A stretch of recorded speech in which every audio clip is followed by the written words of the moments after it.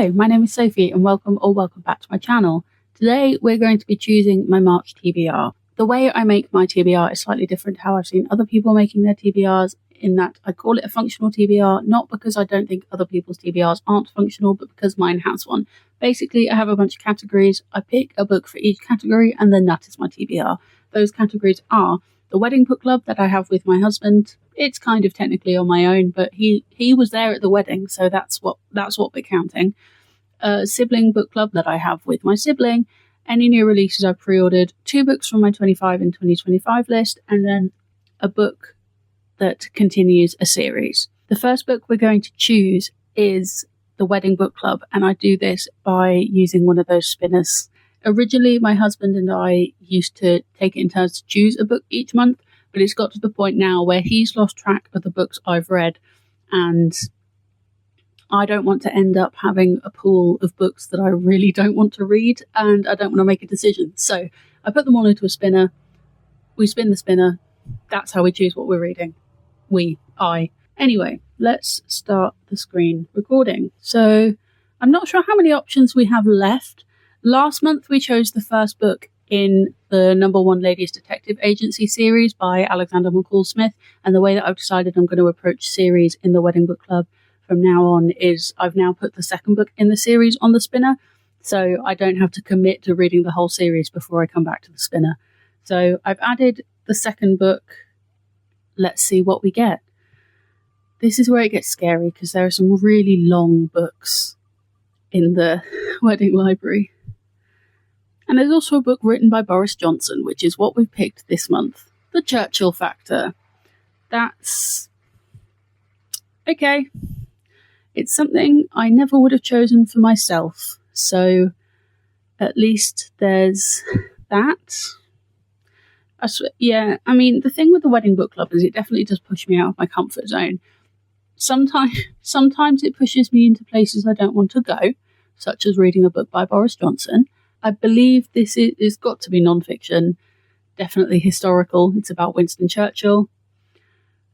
We'll see if there's an audiobook, because otherwise this book's going to be a bit of a slog. But that is the first book on my TBR for March.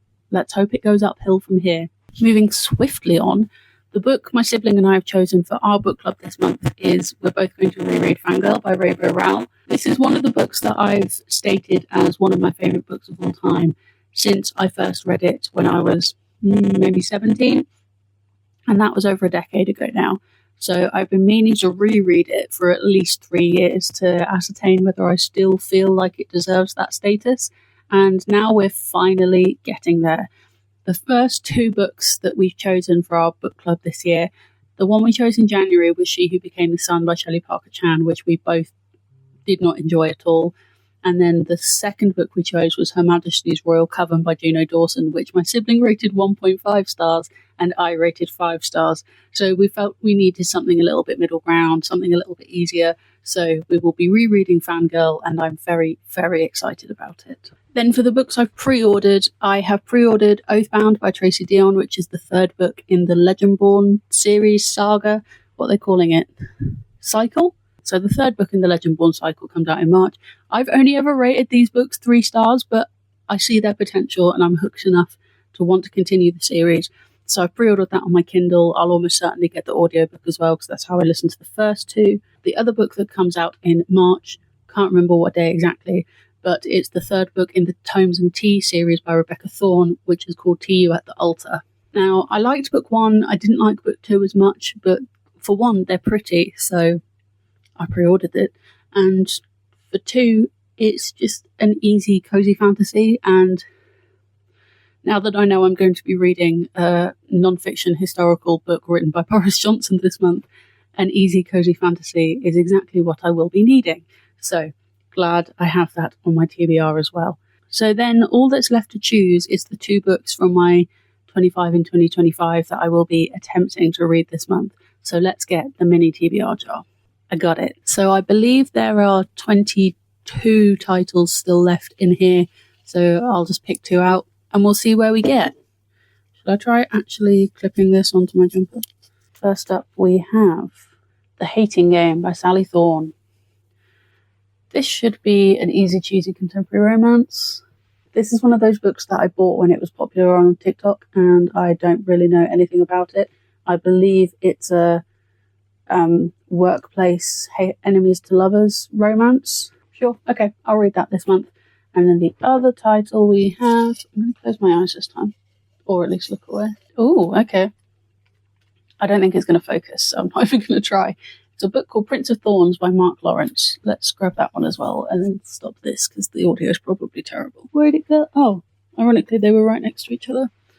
This is a book I picked up in a charity shop, so it has some creases in the spine, because it has already been read. But yeah, Prince of Thorns by Mark Lawrence. The thorns taught him a lesson in blood. From being a privileged royal child raised by a loving mother, Jorg Amprath has become the Prince of Thorns, a charming, immoral boy, not immortal, leading a grim band of outlaws in a series of raids and atrocities. The world's in chaos, violence is rife, nightmares everywhere. Jorg has the ability to master the living and the dead, but there is still one thing that puts a chill in him. Returning to his father's castle, Jorg must confront horrors from his childhood and carve himself a future with all hands turned against him. Mark Lawrence's powerful debut novel tells the tale of blood and treachery, magic and brotherhood, and paints a compelling and brutal, sometimes beautiful, picture of an exceptional boy in his journey toward manhood and the throne. This is one of those blurbs that tells you absolutely nothing, but seems to be somewhat fantastical, a little bit morally grey. We'll see how this goes. So that is 6 books.